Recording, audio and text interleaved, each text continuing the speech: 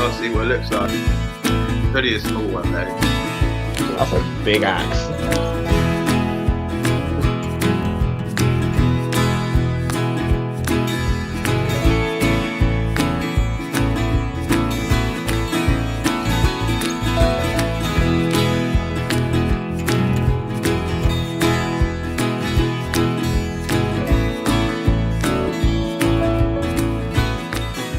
Well, welcome to Fatherhood Unfiltered. Welcome back.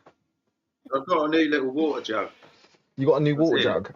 Go on. Yeah, it's only a small one though. Mm. Have a little sip of water.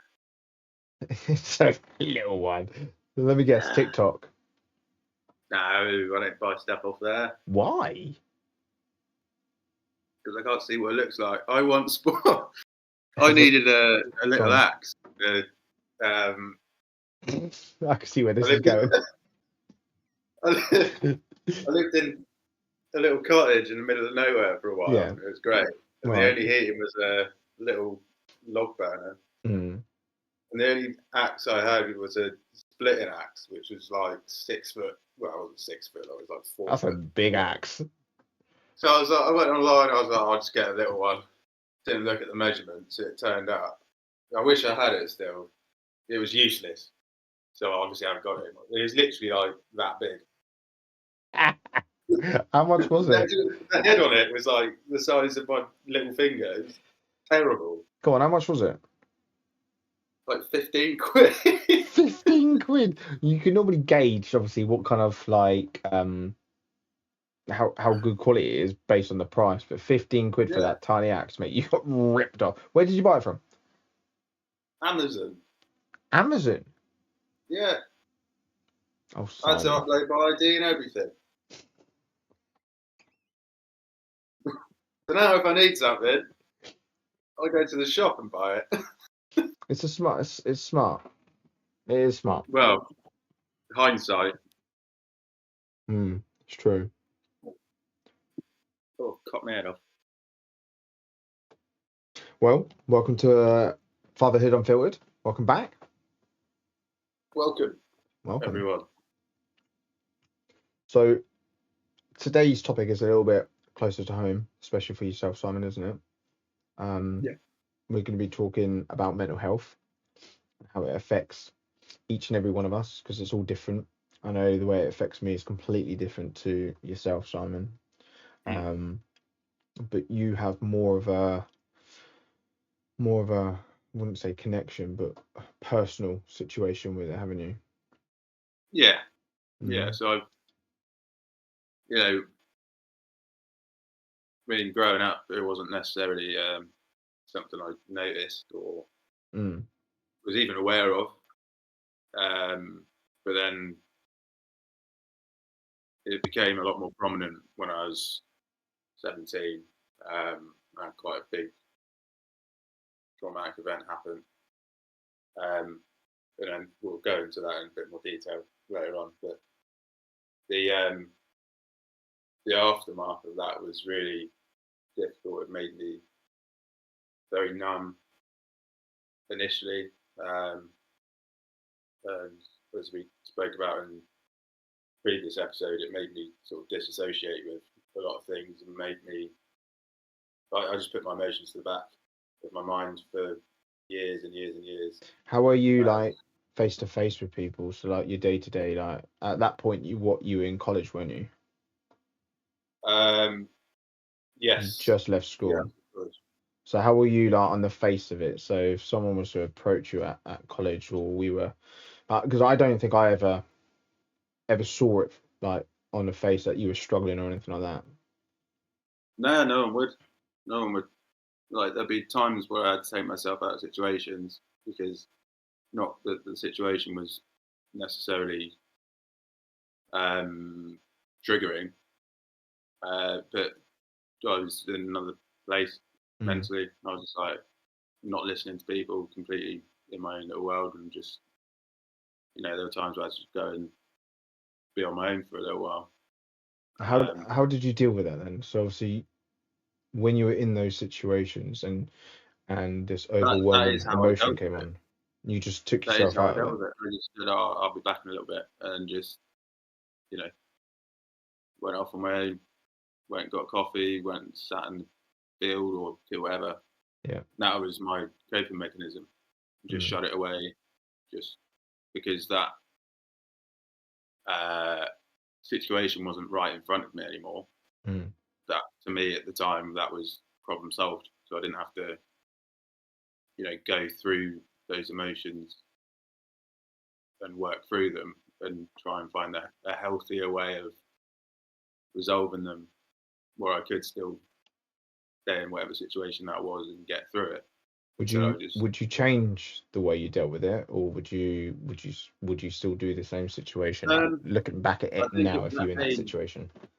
yeah, if I was that age and in that situation again, I should have spoken to more people to eventually work out that something was wrong Did you in have the that people sense. around you though? Because obviously you were in Guildford at that time, weren't you? No, Were you in? I was at college in Basingstoke Right. when that trauma actually happened, but obviously it led on to this day, really. You know? It's only really the last sort of year that I've got to the point where I'm like, right, nah, I need to change this now. Because there's something, I'm not living my life the way I want to in that respect. It can consume I'm you, can't letting it? I'm letting the things that have happened to me in the past dictate how I act in certain situations.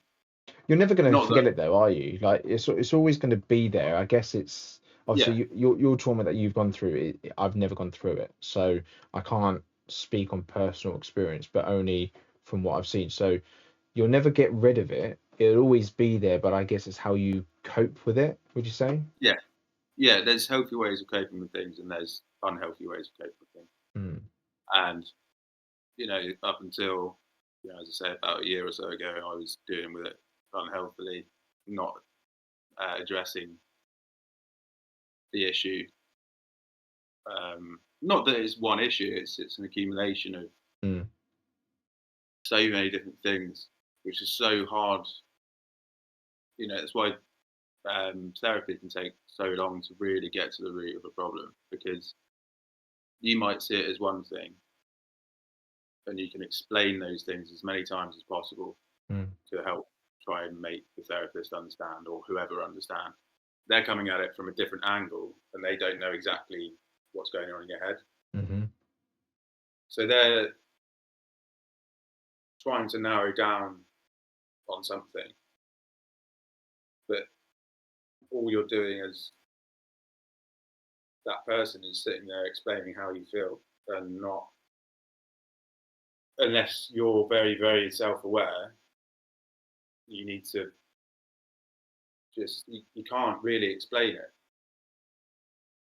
If I came to you and said, oh, uh, these are my symptoms, this, and this is how it presents in me in certain situations. So I might shut down in confrontation. I might become really anxious in a big group of people that I don't know, or that those three things can be a diagnosis of anxiety, of depression, of personality disorder, whatever that disorder. There's so many boxes that ticks in so many different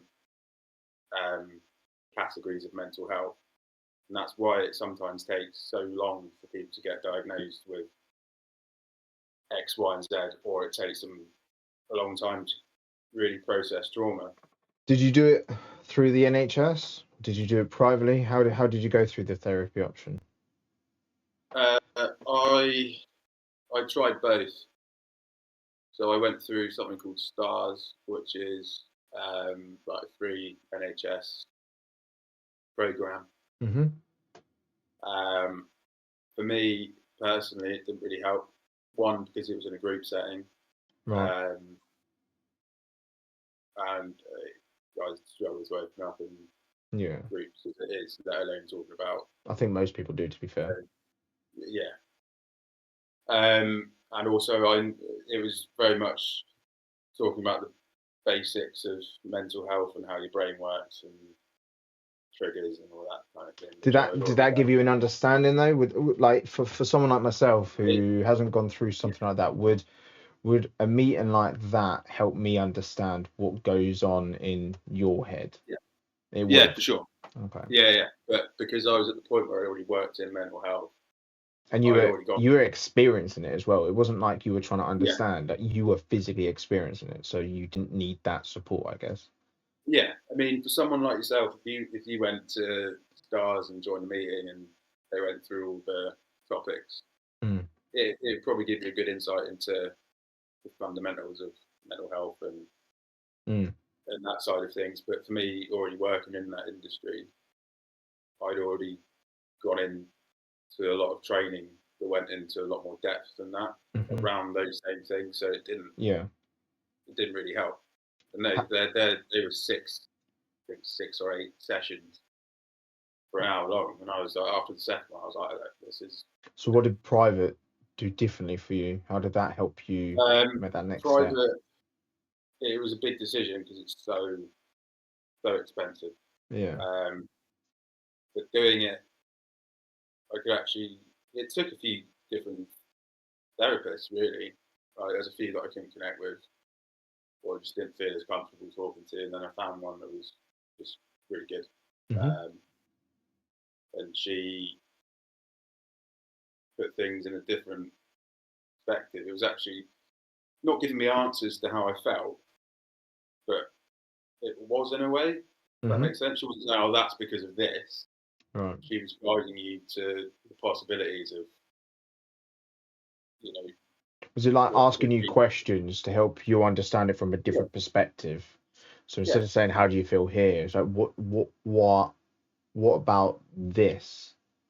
yeah. And it was in a way that she was like, so, uh, for example, she'd just say, right, well, the brain reacts like this in that situation, and for someone who's gone through trauma, especially, that could be the reason that you're acting like that. And for me, that's when the ADHD thing sort of came up, because at that time I was, really, really sure that I had ADHD. I'm still quite sure now, to be fair. Mm. But at the time, she made a very, very valid point. She said, trauma can, the symptoms of trauma can present very strongly the same symptoms as ADHD and autism. So would you feel at ease knowing that? And then I guess my next question to that, and again, don't take it in a negative light or in a way like that, because I've never gone through that. But do you think that's an excuse for feeling like that? So if you were to say, or they were to say, look, your trauma, your symptoms actually linked to ADHD, do you feel like now potentially you've got ADHD, that's an excuse to feel like that? Does that make sense? Well, what she was saying was sort of the opposite. She Okay. was saying that by all means go ahead and have a assessment, and she wouldn't, they can't stop you from doing that, obviously. Mm. But she wasn't in any way like that. She was saying that the symptoms that I've been feeling could well be simply because of the trauma and not Right. ADHD. Mm-hmm. So those symptoms, as I said a minute ago, those symptoms really heavily overlap in some cases. Okay, I'm with you.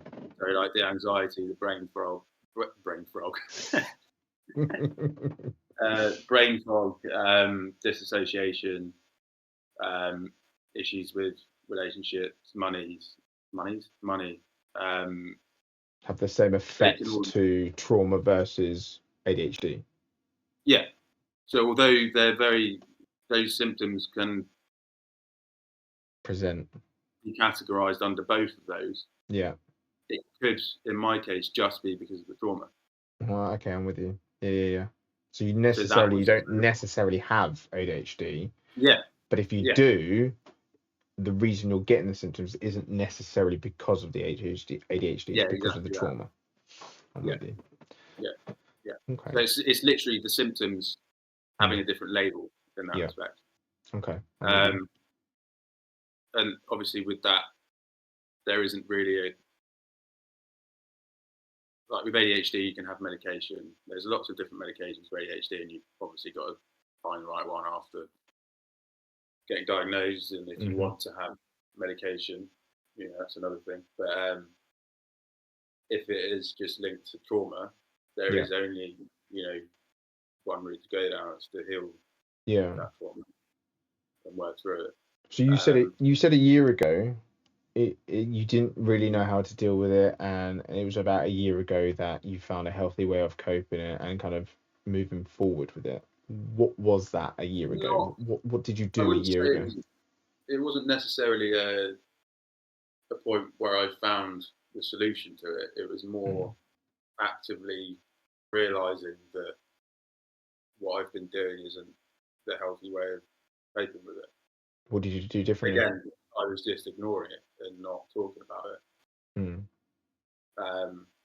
Or even not necessarily talking about the trauma itself. It was more talking about the actual day-to-day how I feel, and really realizing why I felt those things and why I was doing the things that I would do to avoid those situations. Yeah. So since then, I've started opening up a lot more with friends like yourself. Yep. Has that helped? Massively. Yeah. Massively. Just getting it out of your head. There's been times I've written stuff down just to get out of my head. And like playing music, playing songs that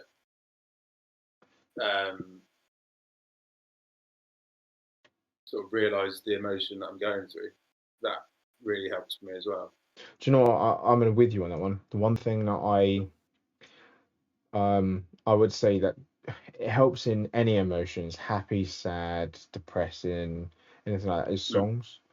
I mean, there's a song for every single emotion. 100%. I mean, if you were to listen to every my playlist, a lot of it's got the kids stuff on there. But I remember when I first got with my wife, probably within the first year, she was like, "You listen to some depressing songs," and I was just like, for me, it's the emotion you're feeling. It's not because they're depressing. It's because they match my mood.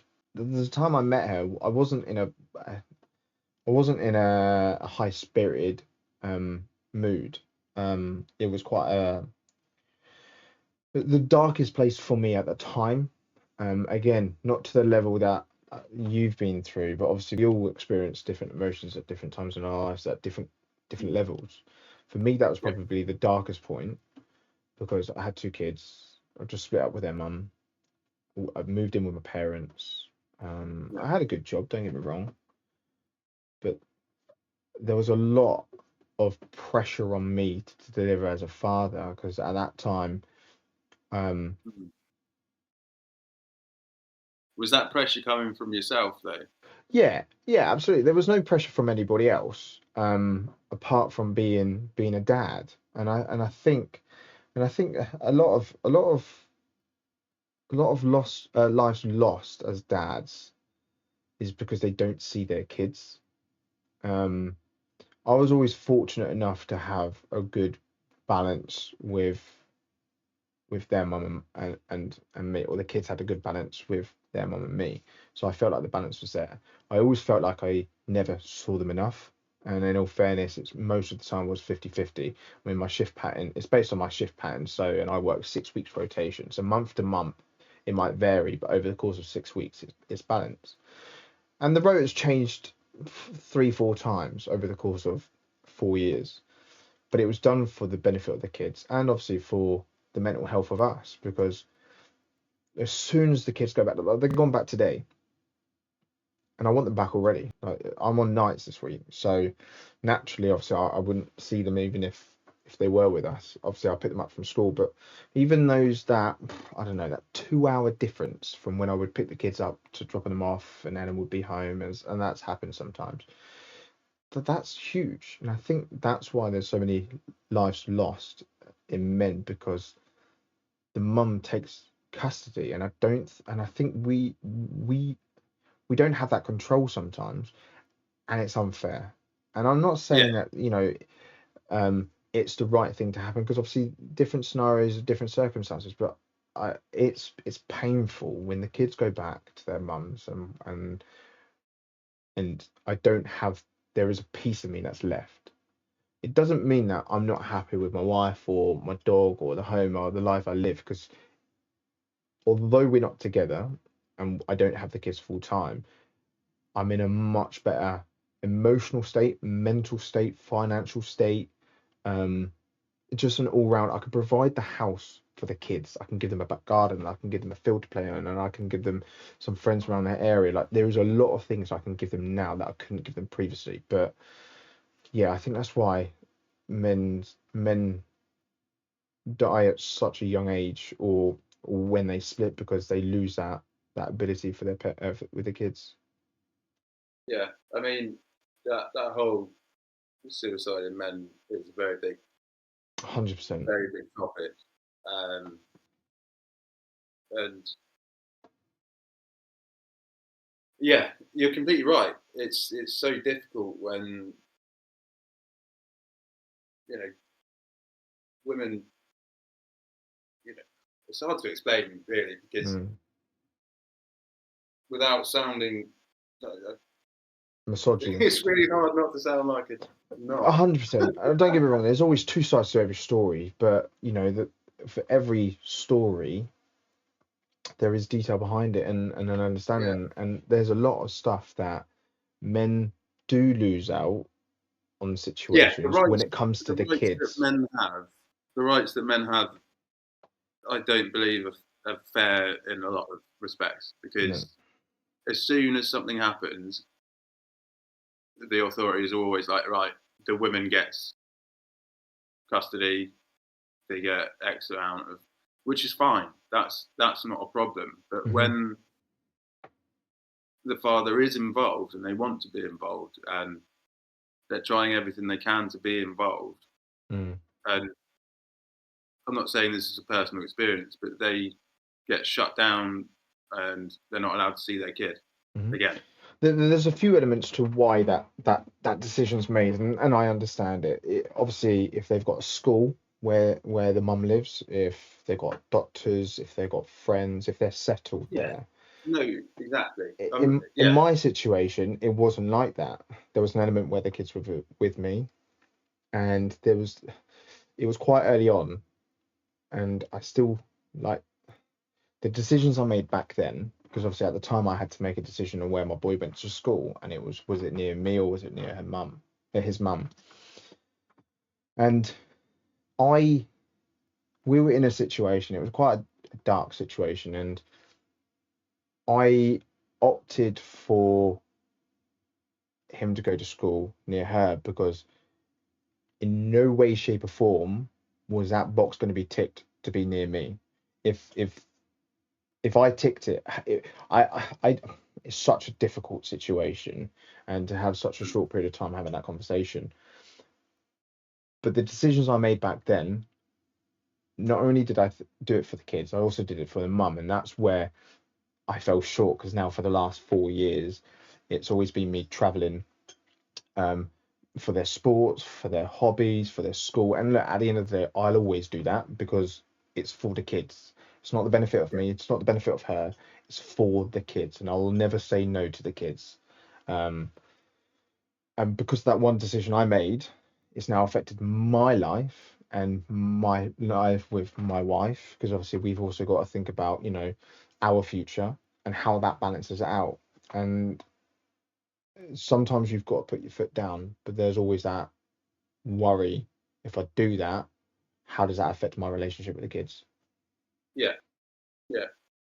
You're always thinking about the consequence of 100%, every 100%. decision. And it can be so draining sometimes It is. because you don't know what the right answer is No, until every you decision. actually. No, exactly. And every decision I've made, or at least 98%, 99% of the decisions I've made, were solely for the kids. They've never been a benefit to me, because they don't go to school near me. They don't have any of their hobbies near me. They don't have their dentists, their doctors near me. None of it is near me. So there can't be a saying that I did a benefit of me. The only thing I've got going for myself to benefit me is the kids' rota is based on my shift, because I don't work sociable hours. I work unsociable hours. I work nights. I work weekends. But I could technically have the kids more because I have a lot of time off because I'm very fortunate with my job. But that's the only thing I have related to the kids in my benefit. And even then, that was a tough decision to have. I was told to be a weekend dad, and I shut that down straight away. There are certain things that I will not allow, and that was me to be out of the kid's life as much as what was suggested. I wouldn't have it. Um,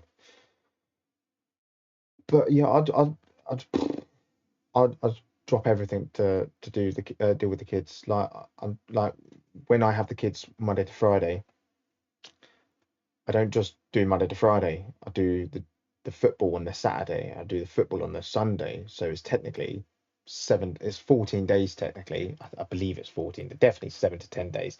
Guaranteed that I'll always make that trip up there. And it's back and forth twice a day. So it's a lot of time. But again, I'm doing that for the kids. I'm not doing that for anything else. And Mm. that was a decision I had to make because it wasn't going to go my way. I had to do Yeah. it because I didn't want my kids missing out.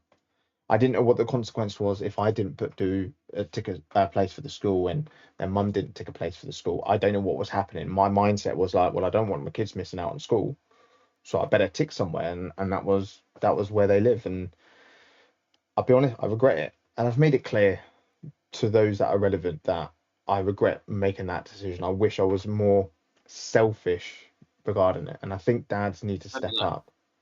Yeah, I remember you talking about that. That was a hard time for me.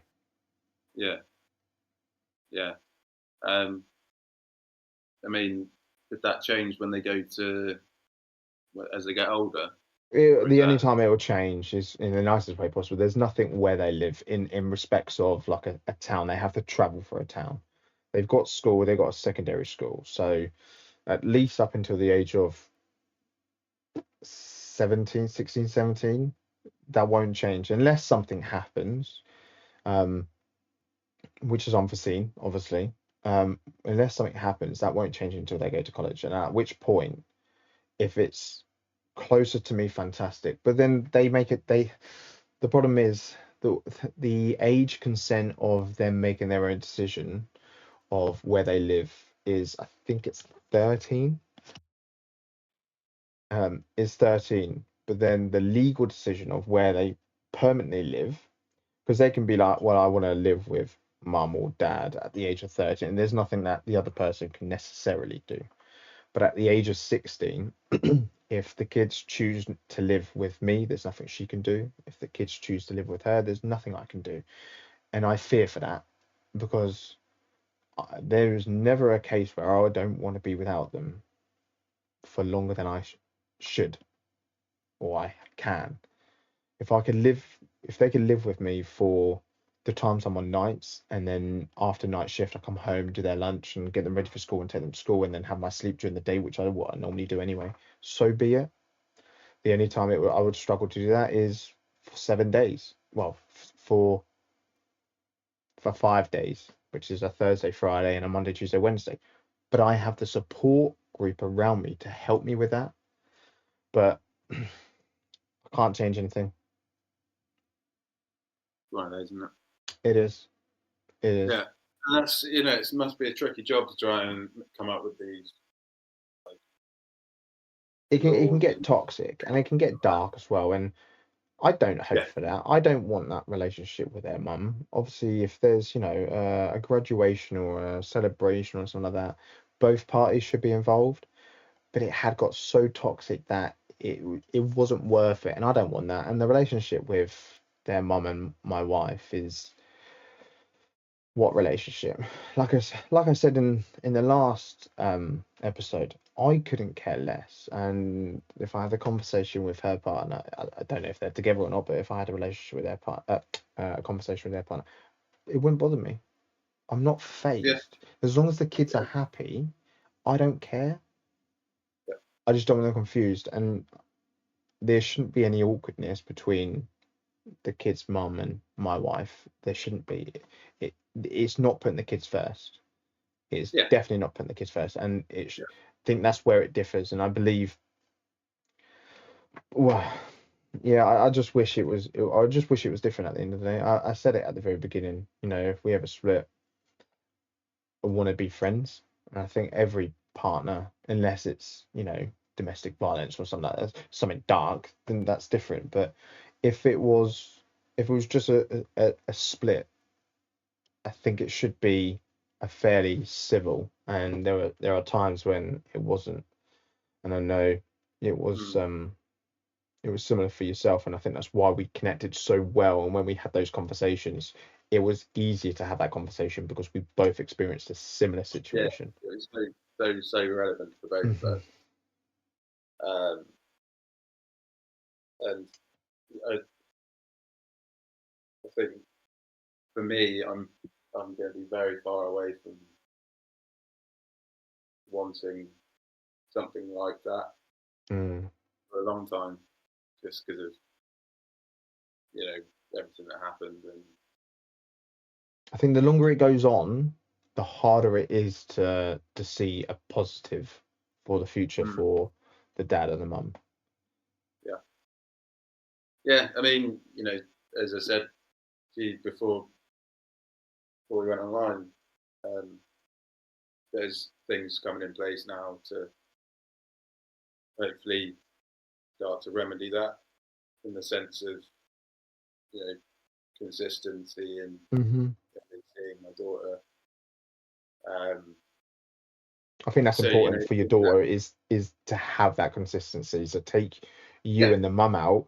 It is to focus on your daughter. She needs that consistency. She needs that balance between you and the mum, because she needs to know when she's going to see you, to look forward to that. Oh, I'm looking forward to dad because I know we're going away this weekend, or oh, I'm looking forward to dad because, you know, there's a park at his house and there's not one at mum's, or vice versa. Like, there's a garden here, there isn't a garden at where she lives, so they look forward because they can go in the garden. And there's different things that they look forward to, and your daughter needs that. And I think that's the main focus, is for her to be put first, and that's happening, and that's fantastic to hear.